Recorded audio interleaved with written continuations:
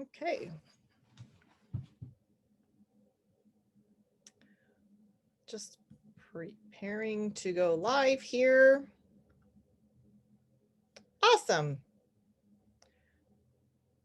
One more second and we are ready to go. I'm so excited. Okay.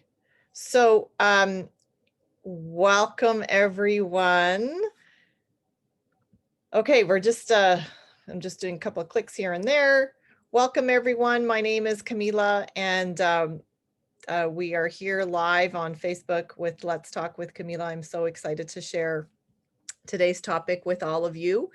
A topic that I think is very important no matter who you are, whether you're a child, a teen, an athlete, a business person. I think this topic affects everyone in their lives, and that is the topic of self-talk.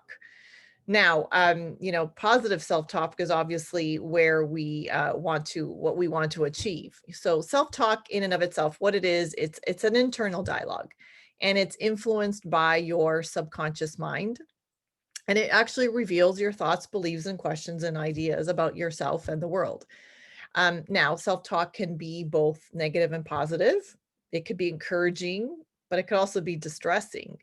And what we find in the psychological world is much of your self-talk depends on your personality. If you're an optimist, then your self-talk will be more hopeful and positive. And obviously the opposite is true. If you are a pessimist, then your self-talk will tend to be more on the negative side. So positive thinking and optimism obviously can be effective as a stress management tool. And, having a more positive outlook on life can actually provide you with some health benefits. A study in 2010 showed that optimistic people have a better quality of life.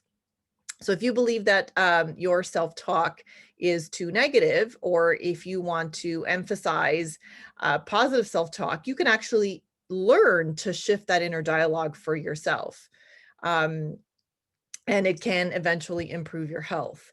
Research shows that self-talk can help athletes with performance, and it helps them through with their endurance and their power through, when they are having difficult situations or practices or trainings, and it helps them push through that. Some of you may remember the story of the little engine that could. Maybe I'm dating myself a little bit now, but that little engine that could story was all about self-talk. And that engine saying to itself, I think I can, I think I can. And eventually it overcame the hill and was able to get to the other side.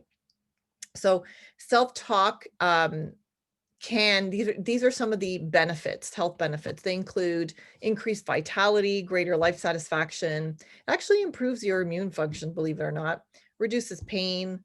You get better cardiovascular health, better physical well-being, reduced risk of death, and less stress and distress, which I think is important to many of us these days. Now, before we could learn to practice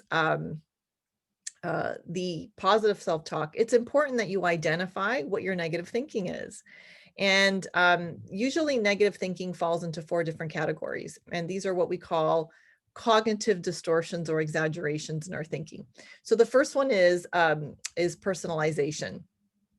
And what that is when we personalize things to yourself. So you blame yourself for everything. And so you might say something like, it's my fault that she got hurt. So you blame yourself.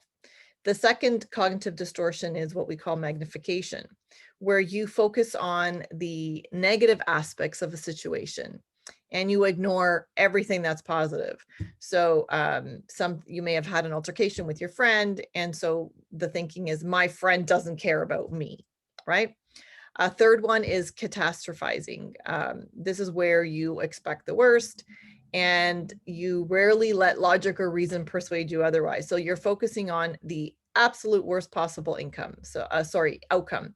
So an example of that would be, if I fail this course, I will never get a good job. So you could see the all or nothing thinking there.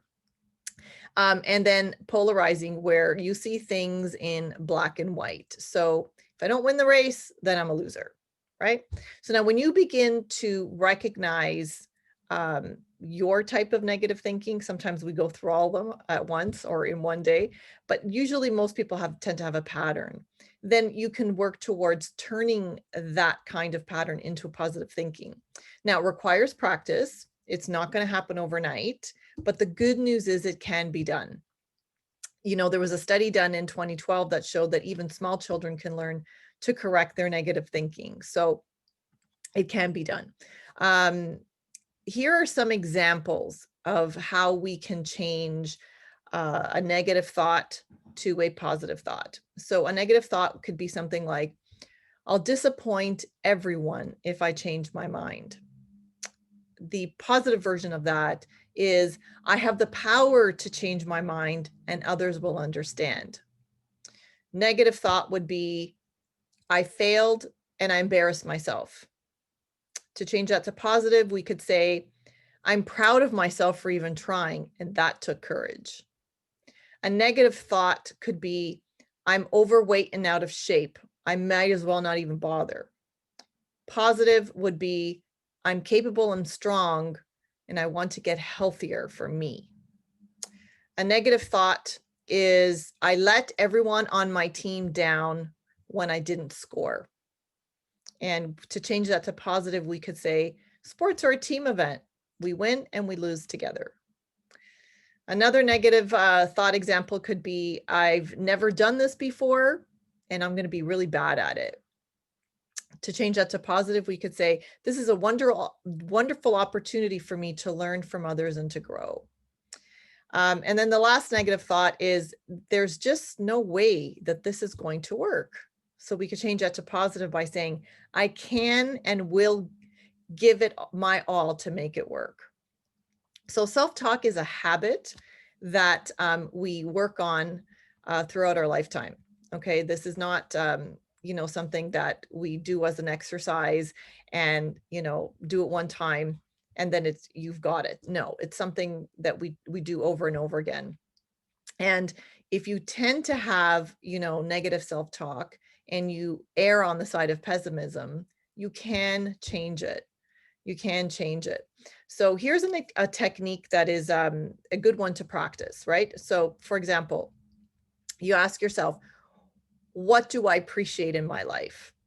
And once you've identified what those things are, dwell on them, inquire about them actually in the second person. So, Camila, why do you appreciate those things? And this allows you to separate yourself from your mind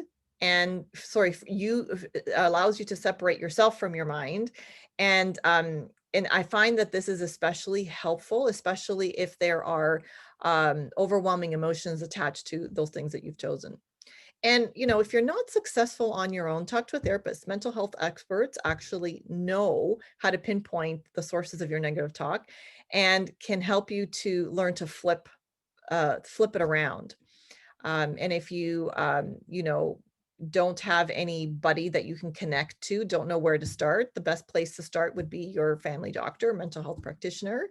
Ask a family or friend for a referral. And as always, you can connect with me. Let's talk with Camila. So wishing you all a very happy Friday and, get to that positive self-talk this weekend.